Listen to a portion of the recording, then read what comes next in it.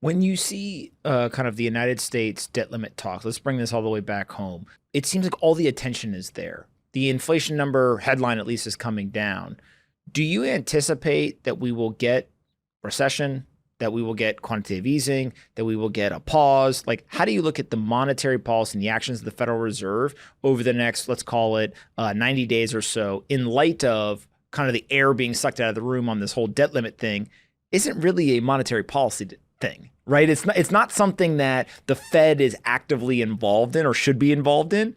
And so it seems like you ever seen the meme where there's the three people and it's like the Fed's in the background and then the person's looking at the Treasury, right? like that's literally what's happening right now. So like what's going on in the back? What's going on with the other person, right? What's the Fed going to do over the next 90 days in your opinion?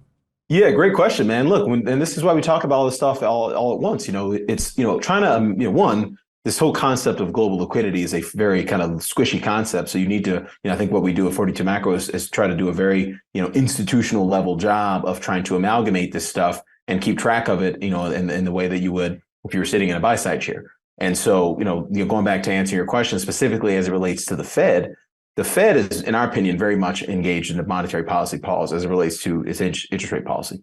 One thing that we have not talked about at all because it hasn't been relevant in 2023 is their balance sheet.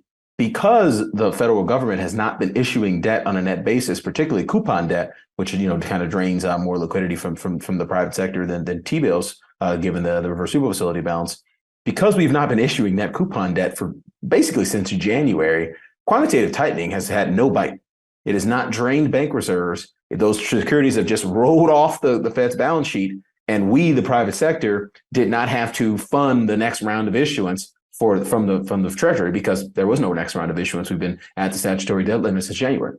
Once we get past the statutory debt limit, i.e. either it's moved or it's punted into the future in terms of the continuing resolution, we're going to, not we, the Treasury, will start to issue debt again. And so that ultimately means that quantitative tightening process that we expect the Fed to continue to be engaged in, at least into the recession, is very clear and evident in the labor market, just given the kind of dynamics that we expect to see in inflation over the next few quarters, until, that the return of this debt issuance is going to cause quantitative tightening to start draining bank reserves from the global financial system again, which ultimately means the asset markets, from a liquidity perspective, when you tie in the Fed back to the Treasury and ultimately layer on some of these foreign central banks, et cetera, some of the moves that we're seeing there, it's very likely that we go back to liquidity conditions that look very much like 2022.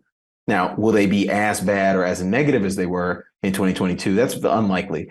However, from this particular starting point, from a very rapidly forming investor consensus around this kind of ubiquitous expectation for kind of a linear recovery in global liquidity, I think we're probably setting up for at least two, perhaps as long as 4 to 6 months of kind of 2022 like liquidity conditions, which are obviously not very good.